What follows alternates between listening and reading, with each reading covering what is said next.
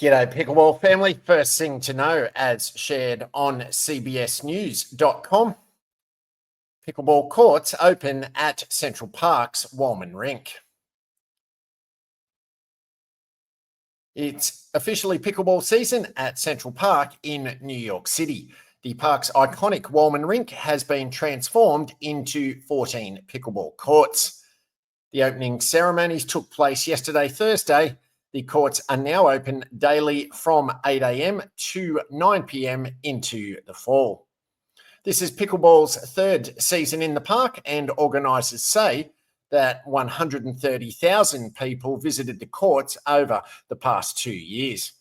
Second thing to know, as shared on thekitchenpickle.com, California town now requiring quiet paddles at public pickleball courts.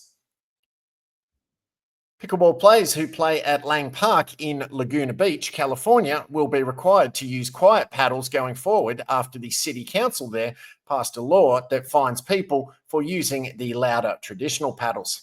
The police department's park rangers will enforce the new law, city officials said. The city council took action after several years of complaints from residents of a nearby senior community. In 2023, the city installed sound barriers around the courts, which were tennis courts originally and were converted to pickleball as the sport gained popularity.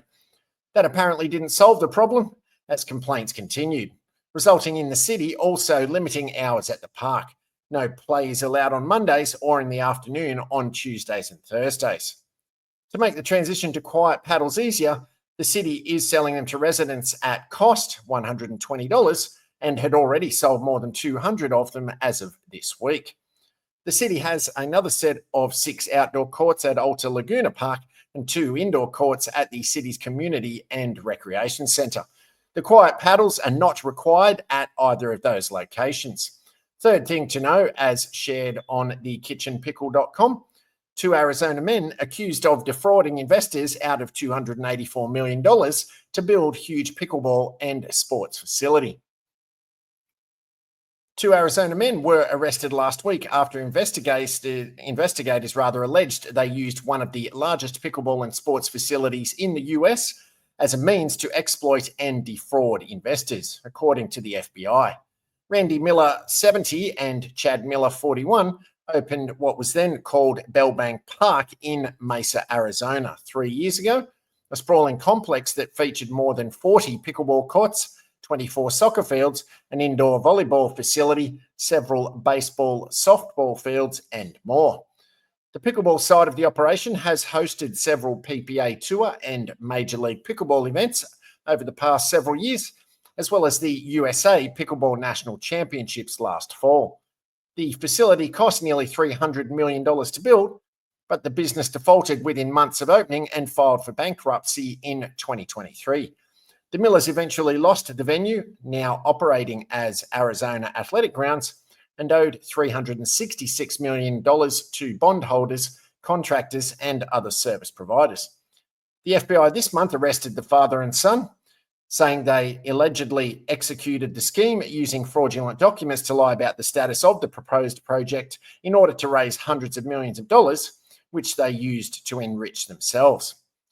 They allegedly forged documents, faked interest from major sports groups in order to get investors to buy in. According to a grand jury indictment, Randy Miller and Chad Miller then used the money to buy multiple vehicles for themselves and a family member, and used more than $400,000 in July 2021 to buy a home for Randy Miller.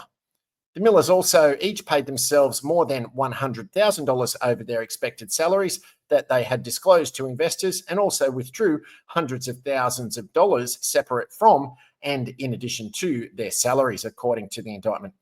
2 municipal bond offerings were issued through the Arizona Industrial Development Authority in August 2020 and June 2021 for a total of $284 million, with the understanding that interest and principal would be paid back to the bondholders from the revenue generated by the facility. But when the complex opened, there were fewer events and lower attendance than had been falsely projected in the bond offering, according to the indictment. Less than $2.5 million was ultimately paid back to investors. The Millers have each been charged with one count of conspiracy to commit wire fraud and securities fraud, one count of securities fraud, one count of wire fraud, and one count of aggravated identity theft, according to the US Department of Justice. They could each face decades in prison if convicted. Paddles up.